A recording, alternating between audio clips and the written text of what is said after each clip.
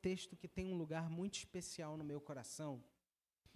É muito comum, quando a gente olha para o Antigo Testamento, a gente tem personagens que são personagens chaves e principais, como, por exemplo, personagens que têm um certo protagonismo.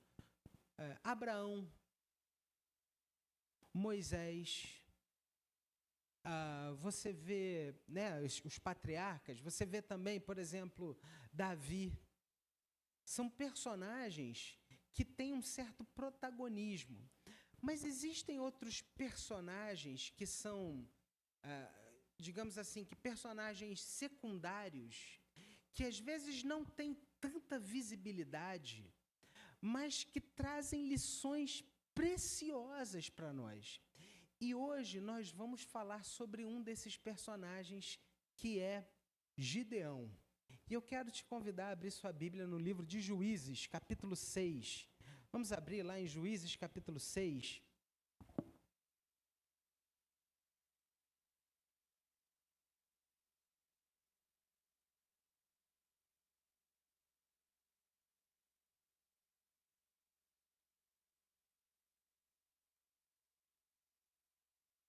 Juízes, capítulo 6. Eu quero que você acompanhe aí. Eu vou fazer uma leitura a partir do versículo 1, mas eu vou pular alguns versículos, ok?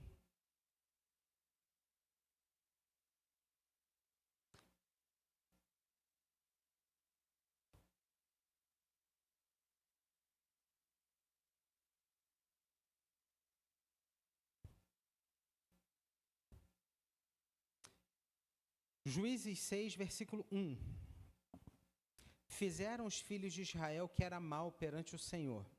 Por isso o Senhor os entregou nas mãos dos midianitas por 7 anos. Versículo 3. Porque cada vez que Israel semeava, os midianitas e os amalequitas, como também os povos do Oriente, subiam contra ele. E contra ele se acampavam, destruindo os produtos da terra até a vizinhança de Gaza, e não deixavam Israel sustento algum, nem ovelhas, nem bois, nem jumentos, pois subiam com seus gados e tendas, e vinham como gafanhotos, em tanta multidão que não se podiam contar, nem a eles, nem a seus camelos, e entravam na terra para a destruir. Assim Israel ficou muito debilitado com a presença dos midianitas. Então os filhos de Israel clamavam ao Senhor. Então a gente vai continuar a leitura, mas só para você entender. O versículo 1 diz que os israelitas fizeram o que era mal perante o Senhor e Deus tirou a sua mão de sobre eles. O que aconteceu? Vieram povos inimigos que prevaleceram contra Israel. Eles invadiram a terra e trataram os israelitas como escravos, de modo que, quando chegava o momento da colheita, eles vinham, e o texto usa uma descrição interessantíssima, como que gafanhotos, e roubavam, saqueavam todo o fruto da terra. O texto que a gente leu diz: assim Israel ficou muito debilitado. Essa era a realidade. Então, o povo de Israel clamou ao Senhor. E aí Deus manda um profeta e Deus levanta um libertador aqui. Então, a gente vai ler agora a partir do versículo 11. Então veio o anjo do Senhor e assentou-se debaixo do carvalho que está em Ofra, que pertencia a Joás, a Biesrita. E Gideão estava malhando o trigo no lagar para o pôr a salvo dos midianitas. Então o anjo do Senhor lhe apareceu e lhe disse: o Senhor é contigo, homem valente. Respondeu-lhe Gideão: ah, Senhor meu, se o Senhor é conosco, por que nos sobreveio tudo isto?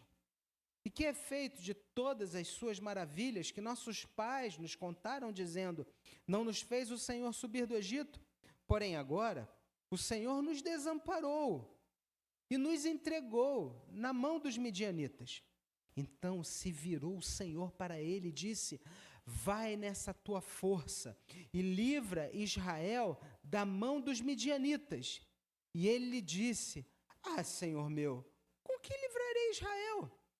Eis que a minha família é a mais pobre em Manassés, e eu, o menor na casa de meu pai. Tornou-lhe o Senhor: já que eu estou contigo, ferirás os midianitas como se fossem um só homem. Ele respondeu: se agora achei mercê diante dos teus olhos, dá-me um sinal de que és tu, Senhor, que me falas. Rogo-te que daqui não te apartes, até que eu volte, traga a minha oferta e a deponha perante ti. Respondeu ele: esperarei até que volte. Entrou Gideão e preparou um cabrito, bolos asmos de 1 efa de farinha, a carne pôs num cesto, o caldo numa panela, e trouxe-lhe até debaixo do carvalho e lhe o apresentou. Porém o anjo de Deus lhe disse: toma a carne, os bolos asmos, põe-nos sobre esta penha e derrama-lhes por cima o caldo, e assim o fez. Estendeu o anjo do Senhor a ponta do cajado que trazia na mão, tocou a carne, os bolos asmos, então subiu o fogo da penha, consumiu a carne e os bolos, e o anjo do Senhor desapareceu da sua presença. Viu Gideão, que era o anjo do Senhor, e disse: ai de mim, Senhor Deus, pois vi o anjo do Senhor face a face. Porém o Senhor lhe disse: paz seja contigo, não temas, não morrerás. Então Gideão edificou ali um altar ao Senhor e lhe chamou de O Senhor é a Paz. Até o dia de hoje está o altar em Ofra que pertence aos abiesritas. Eu vou confessar a vocês um medo. Eu não tenho medo de assalto, eu não tenho medo de arma, eu não tenho medo de muita coisa, mas tem uma coisa que eu tenho medo: altura. Se você me pedir para trocar uma lâmpada, eu vou hesitar. Se eu subir num banquinho, eu já me tremo todo. Eu moro num apartamento aqui na Edgar Werneck que tem uma varanda. Pouquíssimas foram as vezes que eu fui na varanda. Eu moro no 10º andar. E assim, olhar para baixo é um suplício. Essa semana estourou um transformador na frente do meu prédio. Gente, foi um barulho assustador. Só que para mim o medo maior era ver o que aconteceu. Eu falei, quer saber? Deixa para lá, não quero saber o que aconteceu, não. Essa semana eu fui no shopping e na hora de descer a escada, eu estava no 3º andar, e quando eu fui descer a escada, assim, tinha aquele vazio todo, assim, eu falei, Senhor, o que é isso? Deixa eu pegar aqui. O medo leva a gente a hesitar. Vou ou não vou? Faço ou não faço?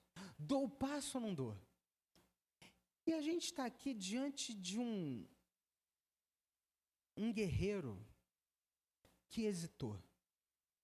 Gideão, ele foi chamado para ser o libertador de Israel. Só que diante desse chamado, Gideão hesitou. Vou ou não vou? Faço ou não faço? Mas como assim? Quem? Eu? Só para que você entenda, esse texto, ele aponta para a vida de um homem que, assim como eu e você, muitas vezes tem medo de dar um passo. Se sente temeroso de ir adiante, de ir além. Nesse texto aqui, em especial, e aí é interessante que você entenda, porque ele, de fato, ele tinha um receio plausível. Existia um exército inimigo que era muito numeroso, muito maior do que o exército de Israel. Esse exército, num determinado momento, vinha até o povo, roubava, saqueava absolutamente tudo. A opressão era tão severa que o povo de Israel, quando esse povo inimigo vinha, eles subiam para as montanhas e se escondiam nas cavernas. Era essa a realidade. E nesse cenário tão negativo, pessimista, num cenário de tanto desespero, porque o povo estava minguando, pobre, subnutrido, totalmente desfavorecido, nesse cenário, Deus levanta um libertador. Só que, quando Deus vai ao encontro de Gideão,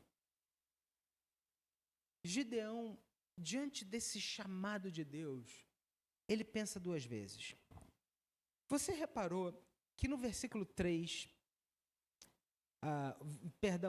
o versículo de número 12, o texto diz assim: então o anjo do Senhor lhe apareceu e lhe disse: o Senhor é contigo, ó homem valente.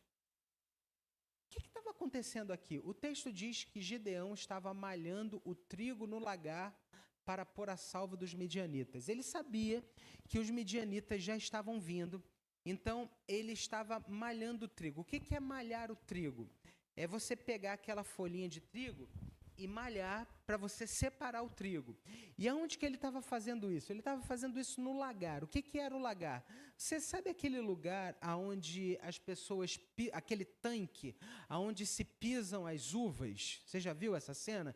Aquilo era um lagar, ok? Então ele estava ali naquele lugar, separando o joio do trigo, separando ali o trigo para ser guardado e para que eles pudessem ter alimento.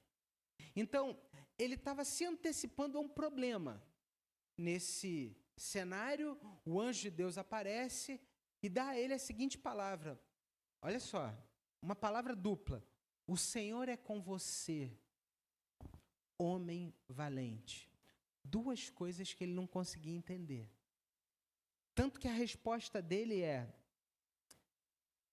ele responde com uma dúvida. Ah, Senhor meu, se o Senhor está conosco, por que nos sobreveio tudo isso? Gideão, ele hesitou. E ele hesita, em primeiro lugar, demonstrando a sua dúvida.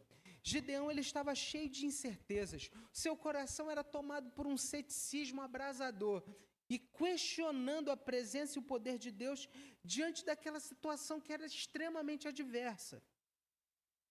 Preste atenção. Homens e mulheres que são escolhidos por Deus, também muitas vezes hesitam. Muitas vezes nós duvidamos. Muitas vezes a gente pergunta, é isso mesmo? Será? Eu estou falando isso porque, irmãos, às vezes a gente olha na TV, a gente escuta algumas mensagens que parece que são mensagens pregadas para super-homens. Mensagens que são pregadas para super-heróis. Só que a fé, ela é vivida por gente simples como eu e você. Gente que muitas vezes tem medo. Gente que muitas vezes hesita. Gente que muitas vezes é tomada por uma preocupação. E sabe o que é mais interessante? É que Gideão, ele não era um super-herói. Gideão, ele era um garoto, filho da família mais pobre da sua cidade. Ele era parte do clã mais fraquinho da cidade, ou seja, além disso, ele era o filho mais novo. Ou seja, a família mais pobre tinha um filho mais novo, e esse filho mais novo era Gideão. Então, Deus, através do seu anjo, chega para ele dizendo, o Senhor é contigo, ó homem valente. E ele duvida. Em segundo lugar, Gideão, ele se sente inadequado, insignificante. Ele responde assim no versículo 15, ah, Senhor meu, com que eu livrarei a Israel? Eis que a minha família é a mais pobre em Manassés, e eu sou o menor na casa do meu pai. A hesitação de Gideão aqui reflete uma visão errada e distorcida que ele tinha de si mesmo. Uma visão que é muito comum. Porque às vezes a gente tem uma visão distorcida de nós mesmos. Nós nos sentimos incapazes, inadequados. Eu me lembro uma vez, eu era aluno no seminário, e um amigo falou assim para um professor: professor, todas as vezes que eu vou pregar, eu sinto um frio na barriga. E só Deus sabe. E aí eu estava crente ali que o professor ia falar assim: não, meu filho, olha, vai chegar um momento na sua vida, você vai ter muita experiência, isso daí vai passar. Você vai saber lidar com isso.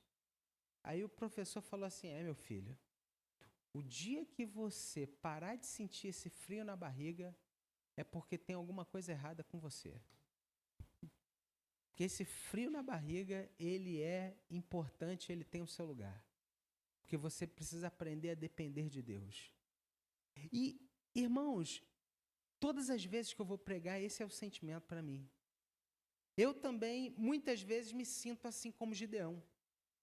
Inadequado. Como? Traduzir para qual idioma? Calma, nenhum. Calma. Muitas vezes eu também... Não tem que fazer nada, minha filha. Você tem que ficar quieta.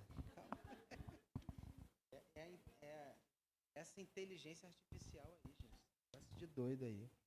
Então, muitas vezes, eu e você temos que apenas seguir aquilo que o Senhor nos fala. Nos sentiremos inadequados, sim. Nos sentiremos pequenos, sim. Mas o Senhor é o nosso sustentador. A verdade está não na maneira como você se vê. O importante não é a maneira como você se vê, mas a grande preocupação e o seu grande desejo deve ser entender a maneira como Deus te vê. Porque eu e você, nós nos vemos através das lentes que são limitadas, que são as lentes da nossa própria humanidade. Mas Deus nos vê, Ele que é o nosso Criador, Ele que é o nosso Senhor, Ele que é o onisciente, Ele nos vê da maneira como nós verdadeiramente somos. Quem é você? Quem é você aos olhos de Deus? Como Deus te vê? O que Deus fala que você é? Deus chega até Gideão dizendo: o Senhor é contigo, ó homem valente. Gideão se sentia inadequado, se sentia insignificante, mas Deus confronta esse sentimento que ele tinha.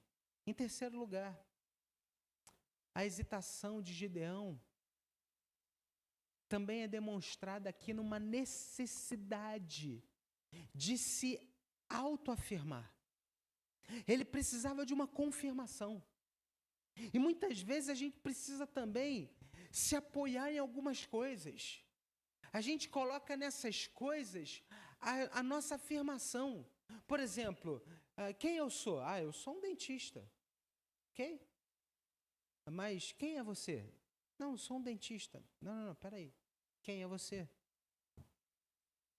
Às vezes a gente coloca a nossa afirmação na nossa carteira, na nossa conta bancária. Não, eu estou bem, eu estou tranquilo. Como é que você está? Não, eu estou bem. Você está bem por quê? Porque está com dinheiro na conta? É isso que te afirma? É isso que te sustenta? É isso que te segura? Não. Gideão, ele precisava ser confirmado. Ele pede um sinal, versículo 17, e ele responde assim: se agora achei mercê diante dos teus olhos, dá-me um sinal de que és tu, Senhor, que fala comigo. Me mostra. Se o teu plano é que eu realmente livre Israel, me confirma.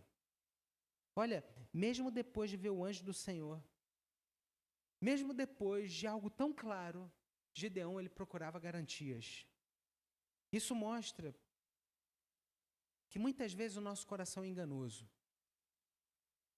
Deus, ele deixa tão claro algumas coisas. Deus ele vem lapidando a nossa vida, Deus vem trabalhando o nosso coração, Deus vem conduzindo a nossa história, mas a gente muitas vezes duvida. Eu queria perguntar a você, será que você tem lutado com Deus? Será que Deus ele tem falado para você, olha, dá esse passo, faz isso, vai por aqui, mas você está assim, mas será que é isso mesmo? Mas Senhor, quem sou eu? Ah, não, Senhor, confirma isso, Senhor. O que é mais interessante aqui, e aí em segundo lugar, é que é a presença de Deus que responde às dúvidas de Gideão. Se em primeiro lugar, Gideão ele se mostra como alguém extremamente hesitante, em segundo lugar agora, a presença de Deus é uma resposta para a dúvida de Gideão. Perceba o que acontece aqui no versículo 16.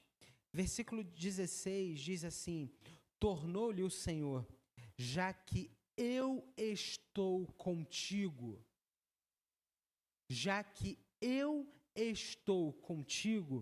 ferirás os midianitas como se fossem um só homem. Deus estava falando para Gideão, eu estarei com você. Olha, nesse grande desafio da sua vida, você não estará sozinho. E essa declaração, eu estarei com você, é uma declaração profunda. É uma declaração poderosa. É uma declaração que ressignifica a nossa história. É uma declaração que ressignifica a maneira como a gente se vê e a maneira como a gente faz as coisas. Em muitos momentos, Deus ele vai ao encontro dos seus filhos e diz exatamente isso, olha, eu estou com você. Por exemplo, em Êxodo capítulo 3, versículo 12, Deus diz a Moisés, certamente eu estarei contigo. Moisés, assim como Gideão, se sentiu inadequado para a missão que ele tinha de libertar Israel do Egito. Mas Deus falou, você não vai estar sozinho não, Moisés, eu estarei com você. Em Josué, capítulo 1, versículo 5, Deus assegura a Josué, assim como eu fui com Moisés, eu serei contigo, eu não te deixarei, eu não te desampararei. Josué, ele enfrentava uma grande dificuldade de conduzir o povo até a terra prometida. Deus prometeu que estaria com ele em todos os momentos. Em Jeremias, capítulo 1, versículo 8, Deus encoraja o profeta Jeremias, não temas diante deles, porque eu sou contigo para te livrar, diz o Senhor. Jeremias enfrentava, sabe o quê?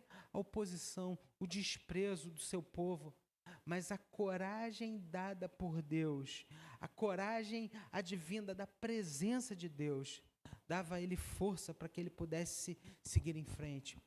Quando a gente olha para o Novo Testamento, há algo lindo que acontece. Deus envia o seu Filho, que é chamado de Emanuel, que quer dizer o quê?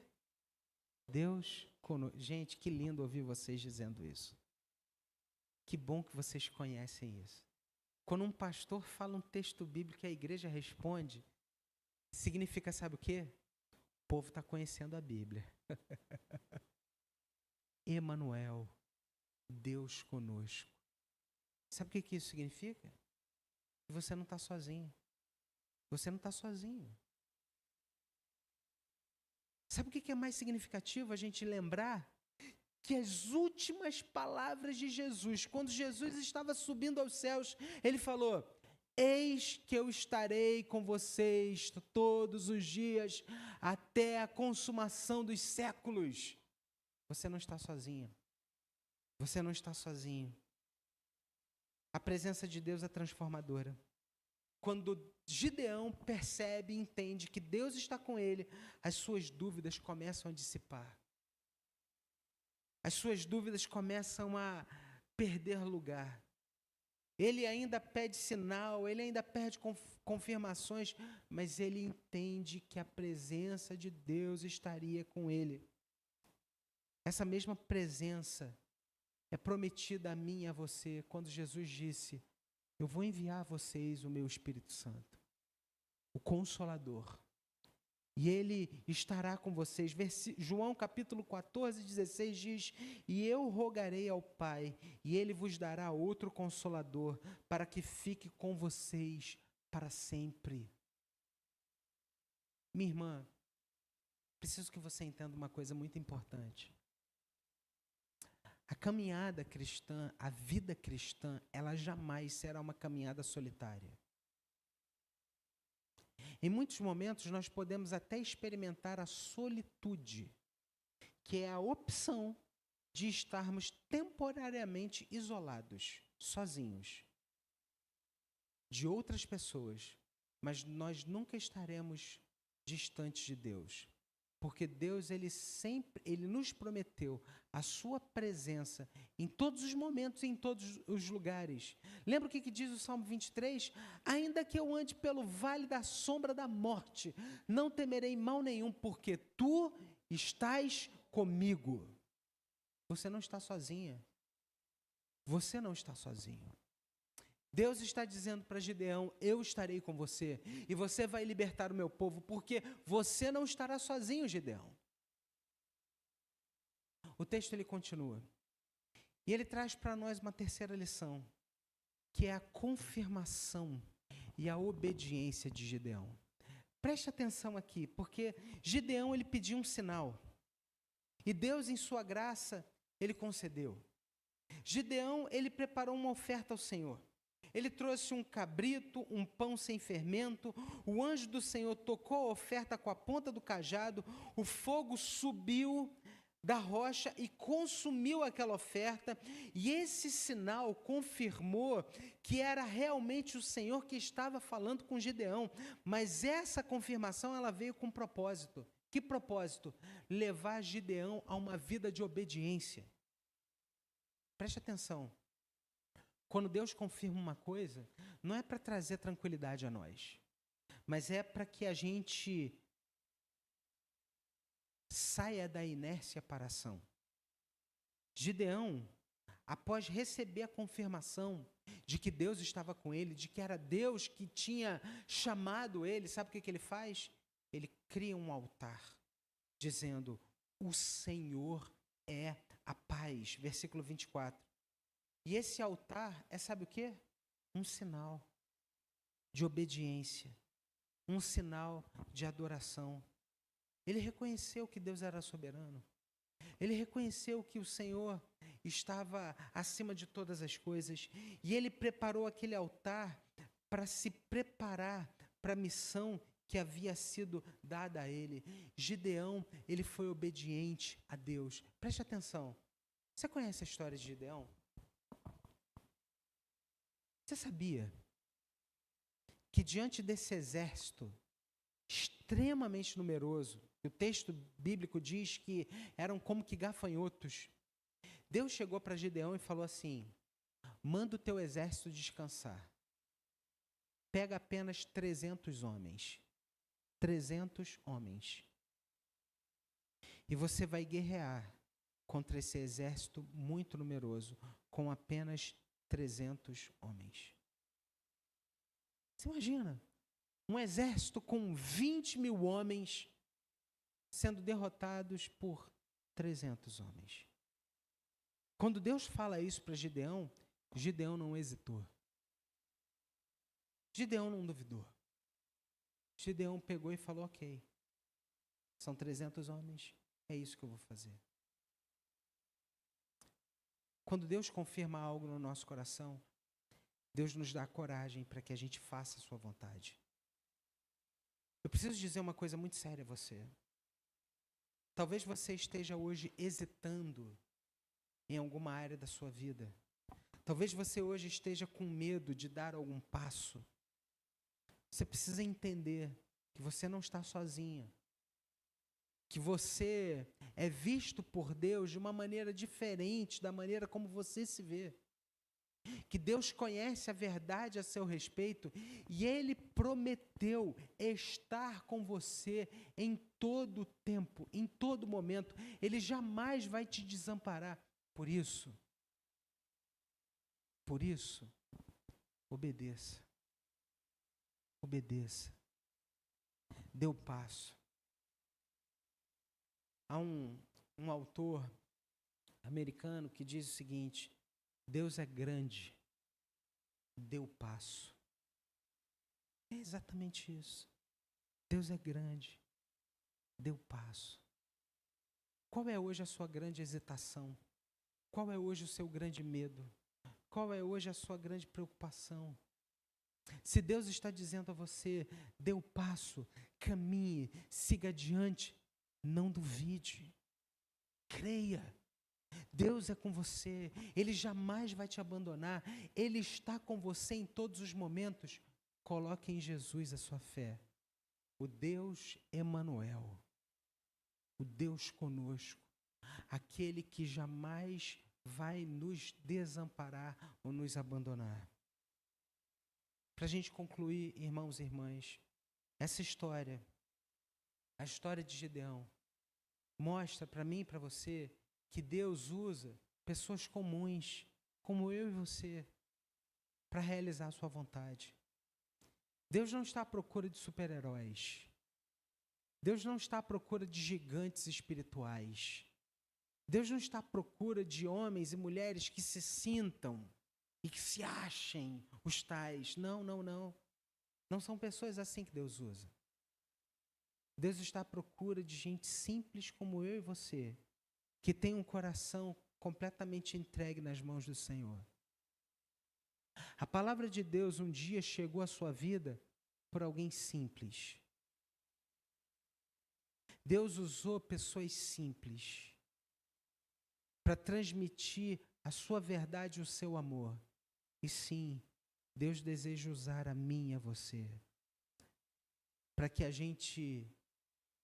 nós sejamos um instrumento de libertação, para que nós sejamos uma bênção nas mãos de Deus, para que a gente abençoe pessoas que hoje tanto precisam de auxílio, de direção, e para que homens e mulheres entendam o profundo e verdadeiro amor de Deus.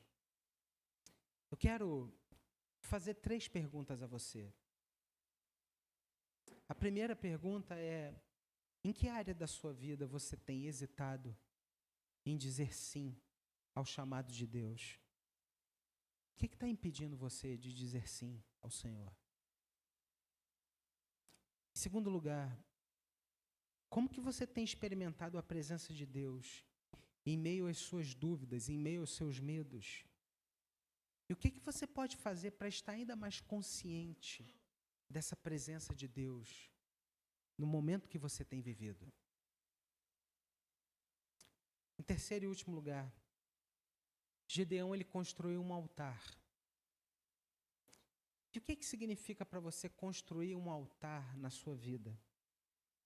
Como que você pode hoje recordar e celebrar as promessas e a fidelidade de Deus sobre sua vida?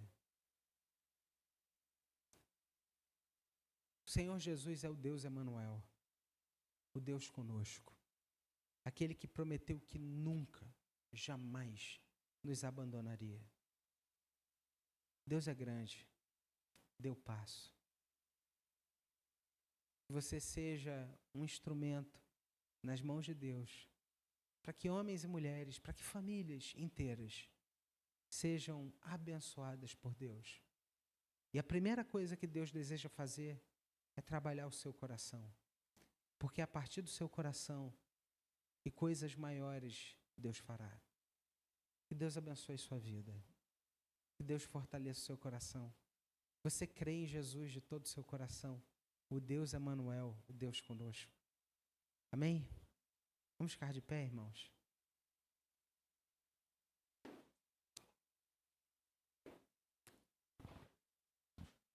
Nós vamos orar nesse momento, terminando o nosso culto.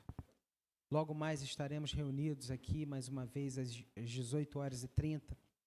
Mas nós queremos pedir a você que continue orando pela nossa irmã, Dona Cleide, que se acidentou nesses dias. Ela já está em casa, mas é alvo constante das nossas orações por sua plena recuperação. Você continue orando pelos enfermos da igreja, pelas famílias da igreja, porque isso é ser igreja, irmãos. Nós estamos juntos, nós somos um em Cristo. Você tem irmãos, você tem irmãs. Você não foi chamada para caminhar sozinha, sozinho. Amém? Vamos dar as mãos? Vamos terminar esse culto orando como igreja do Senhor Jesus.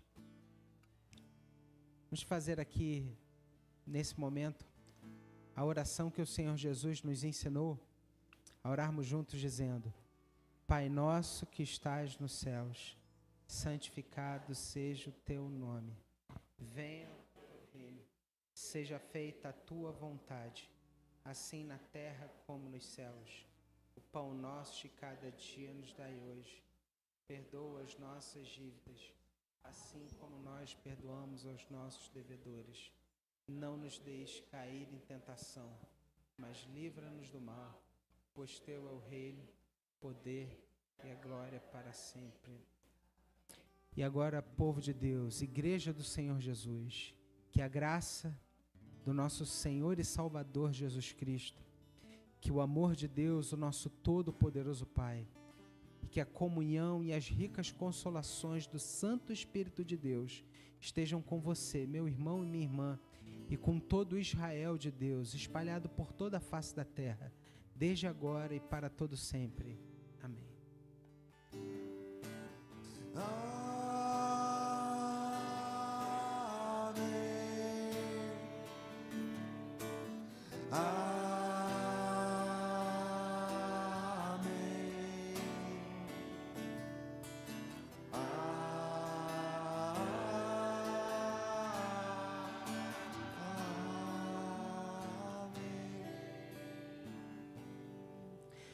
Amém? Deseja a paz de Cristo aí para o seu irmão, para a sua irmã.